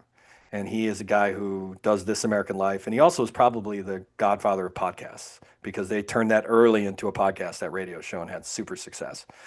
What people love about Ira is that it sounds like he is reading off or broadcasting off the top of his head. He's really good at saying, and the funny thing is, when you think about it this way, like, as you know how he does that, that is all scripted. And he's really good at understanding how to write for himself and what his thing is. And the best people who you think are just off the cuff that aren't talking are usually that way. They are writing and understanding their voice, and they're spending a lot of time prepping to sound like they're not.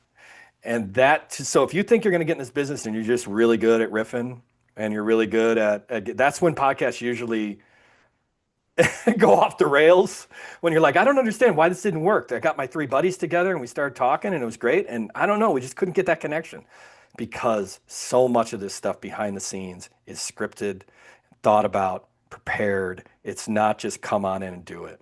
Some of the best sports radio is really good at this. So Matt and Lawrence on the afternoon show on the Score, they sound like they're just kind of real. Let's talk about the Bears, right? Let's talk Mhm. about that. These are well sourced. These Yes. are reporters before they're journalists and journalists before they were hosts. They have production meetings where they discuss what they're going to talk about and how they're going to talk about it, and maybe even set up what the conflict is. I've been in some of those meetings.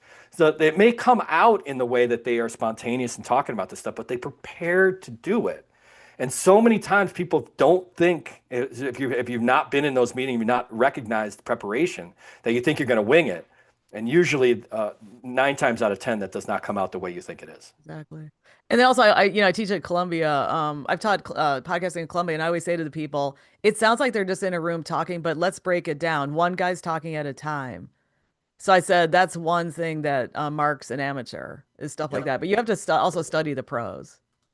Yeah, and just get into like understand that the best of the best are when you prepare. It's just simple. I think about like I've done a ton of improv in my time, and improv you think again that you're just getting up on stage and do it, but they come mentally prepared.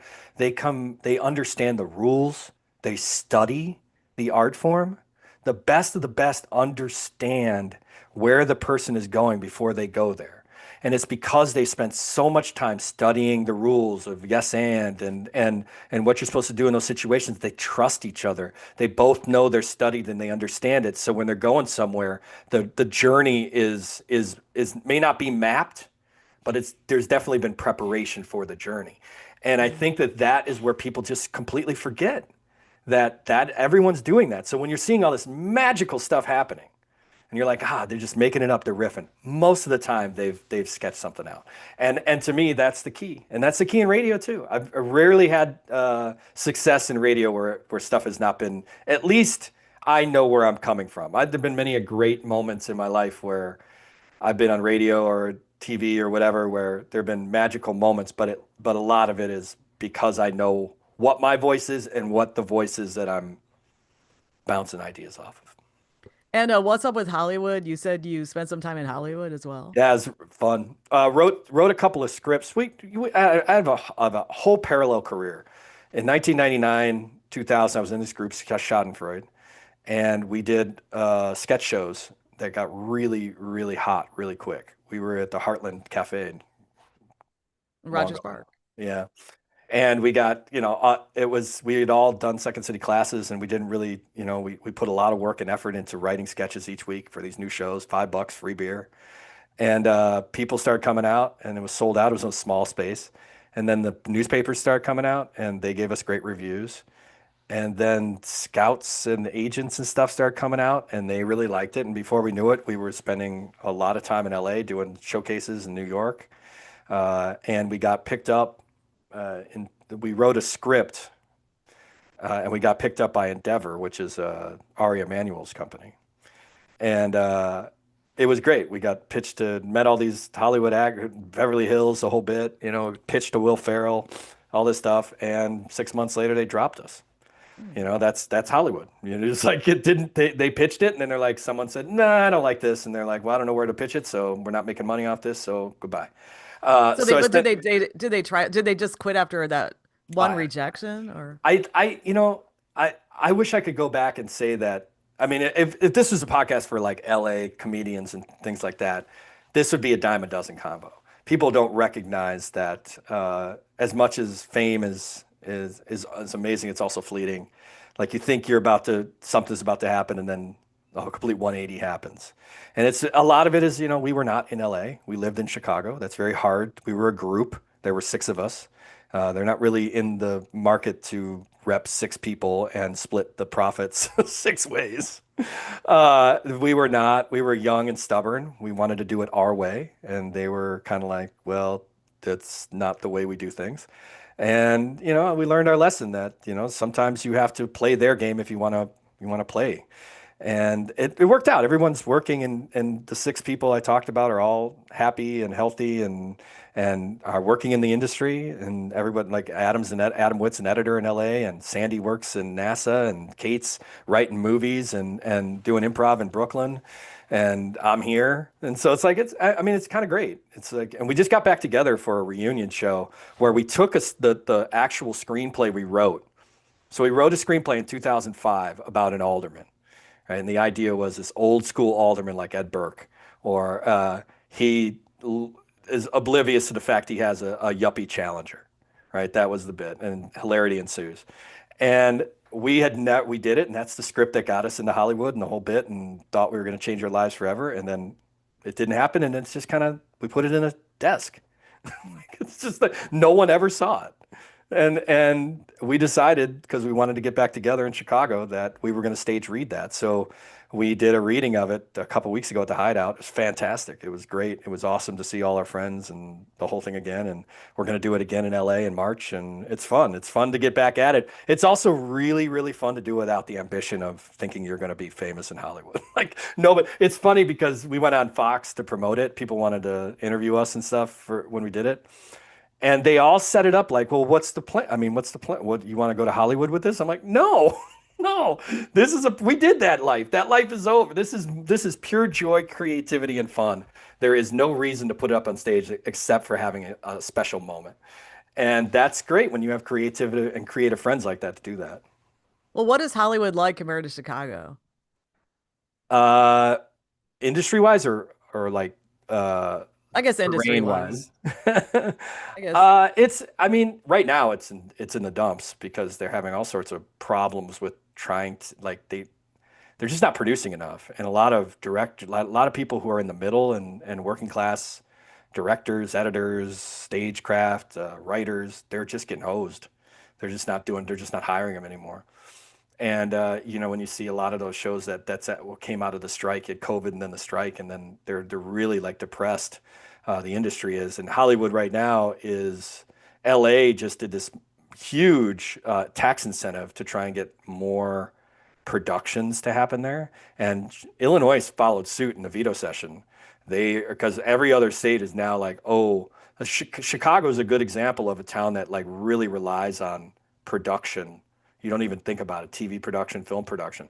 That the taxes that those places put people out, the pay, employing all these people. It was one of the only things that was considered essential work during COVID, because the percentage of the actual revenue that Chicago makes is pretty high off of that stuff.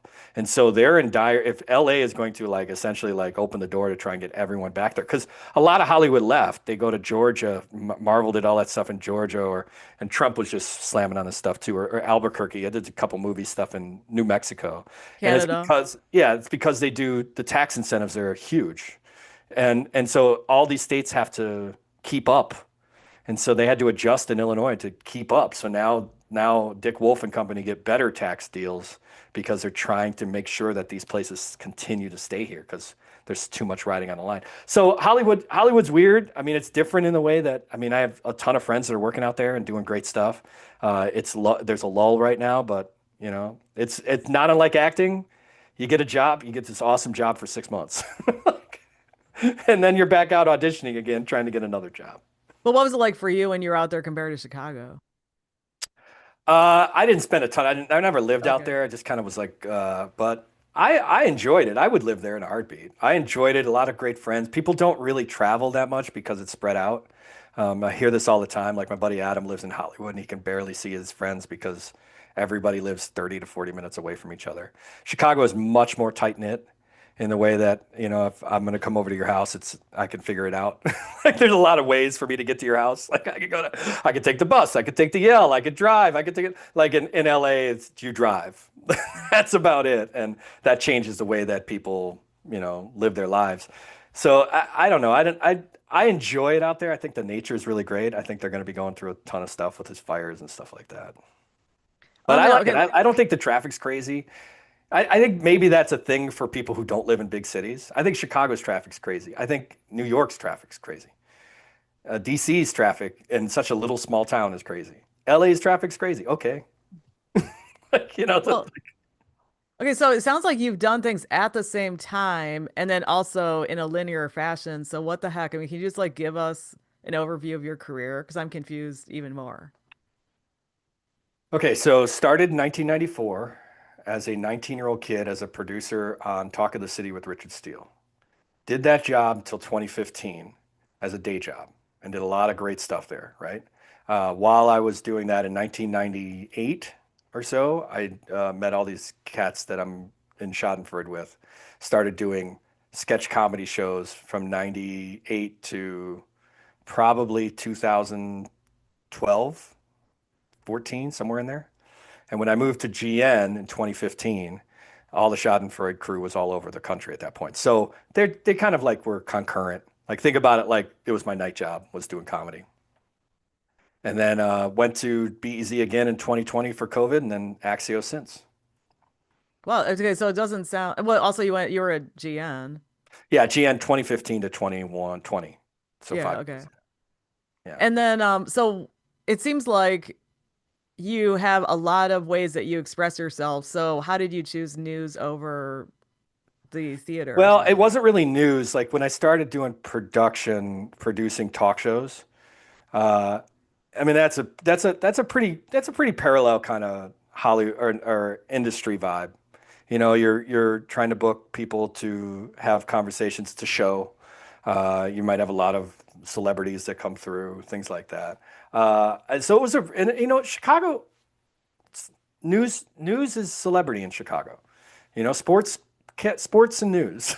Like that's really what it is. Over time, if you were Ron Majors walking down Michigan Avenue, people are like, "Yeah, Ron," more than they would Tom Hanks. Like I mean, that's our celebrity here. Our industry, our celebrity are newscasters, and the news. So in the peripheral of that, I think that's where that drew me to that in the sense that, oh man, this is the bright lights. I'll never forget. I broadcast my WGN show from 7 to 11 at night in the fishbowl in the Trib Tower. So they used to have in Chicago, when the Trib Tower was owned by the Trib, a glassed studio on Michigan Avenue. And so people could come up to the glass and pound on the glass while you were broadcasting live. And I would come in like maybe on a day where I didn't have other duties and come in at 5:30 for the 7 o'clock show, nighttime, winter, pull the car into the lot in the back, grab the sort of freight elevator up. It felt like New York City. It felt like David Letterman. It felt like this kind of vibe. You're coming to work, walked right into the studio. The lights were bright. They were like really like it just was like, yeah, it's time. It's go time. This is showtime. This is showtime. This is not a job. This is not news. This is showtime. And that to me was always something that attracted me, always, because I was like, oh, this is the best. More than like BEZ's studios were intern, like you're out in Navy Pier, like you're just like in a room with a microphone. But that was, you got to, I was like, I was wearing suits. I was, I was like dressing up. I knew I was on camera. I knew I was on like I was very excited about that. Oh, sorry. And I thought you were gonna say some more. But then also, but I'm just wondering, how did you get into news then from just doing shows? Well, I mean, at BEZ is a new shop, and then so over time, I learned how to report. I learned how to host. I learned how to like doing daily production. You gravitate more towards news. So in those news shows I did at WGN with the lights and the brights and the whole bit, those are a lot of news segments and stuff like that. So I do think that the the chemistry and the formula includes news gathering and reporting and talking about the news. Hmm. I'm very passionate about it. I love talking about Chicago news. I really do. Yeah, and why is that? You're from here, right? Yeah, and but I think it's great. I think it's like uh, what's the best way to say it? It's a very exciting, immediate, crucial. It can have an impact, and it is important for everyday life. And so I don't know why, but the adrenaline around news gathering, elections, breaking news is something that when the lights shine bright, I like to be by the lights. Well, when you t hosted shows and you did creative stuff, and you could also say your opinions probably, but then when you switch to news, you can't say your opinions, Yeah. and you have to have like journalistic discipline. So how did you deal with that? Uh, that's still ongoing. I mean, because there's a part of me that's like, the job and you're very aware of how important it is to tell the story in an accurate and objective way. And you lean on your personality to be able to cut through the bull and to call out stuff that most people in Chicago know to be true or not true. And so you almost become a little bit of a historian and a little bit of a personality that can be like, listen, I've heard this before. That context that I give in my stories, saying this reminds me of this, is I think sets us apart. And I know that Axios leans on that because it's like the sort of subject matter expertise and the idea of leading with personality so you don't sound like a robot is that's why they're hiring me. And so yeah, I'm not this is not Axios is not a space in which I'm going to do a lot of commentary in my news gathering stories, but I also do a quiz on Friday that I call the Kaufmann quiz in the newsletter. That'll take a Alliteration. topic. Right. Today's was movie quotes. So I do 10 movie quotes, right? And if you get a best score and people do every morning 6:30, 6:45, they're hitting me up already. I'll shout them out the week after. And that's not journalism. That's more content. That's just like, hey, listen, I'm trying to connect you to the city we live in. So I can do both, which is good.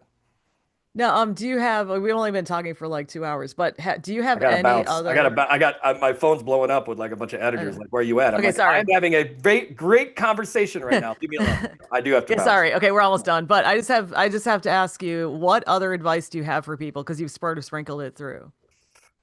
Well, the prep stuff is important. Understanding who your voice, get the reps in. If you are in a support position, know your role. is always important. That's what I tell all the producers. Know your role when it comes to host. What else is show up? I got this job because the other guy didn't show up. Right? I'll tell you one story, parting story that will. So I was working at WTTW, which is Channel 11. It was a joint project in 1996 for some sort of stage thing between the station, radio station, and TV. And they're like, Justin, you want to come along, be an assistant producer? I'm like, yes, awesome, show up, right? They're like, there's no room in the control room because it was a joint deal, and they're like, can you go with, go with this producer, and they'll tell you what to do. I'm like, great. They hand out all the stuff. I'm standing there like, there's really nothing for you to do, um, but we do need help in the cafeteria. So can you be on cafeteria? And I was like, what? So I went down to the cafeteria and all the cafeteria workers with the hairnets, and they're like, here's a hairnet and here is a thing, and you're going to be on mashed potatoes. And so there was the door. And I was like, I don't deserve this, right? I was like, I should be producing. I should be up there like with the microphones and the whole thing. And I'm like, and I settled myself down and I'm like, what do you think you're too good for that? Like get to work. Everybody's got a role. And I'll never forget, like all the journalists who were working on the project came down to get their early dinner. And my boss is like, yeah, I'll have some mashed potatoes, not even looking up. And I'm like, here you go. And they're like, what are you doing? Like they had no idea. And they're like, whoa.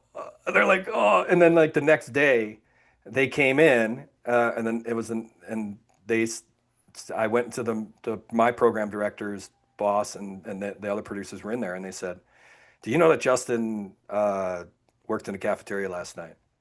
And that shows dedication. And I think he should be a full-time producer. Oh, And there you go. Right. And that that was is it. That was awesome. at that time, I was like a kind of a part-timer kind of thing. But they were like, listen, you didn't have to do that. And and they even said, we would have walked and you didn't. And you continue to show discipline. You continue to show up. And that was the difference. And that probably was the defining moment for my career to be able to move into a full-time role. Okay, that's an Yeah. incredible story. And that's how talented you are because you're able to end it with a high. So, a high point. Okay, so I'm gonna stop the Right. stream unless you have something else.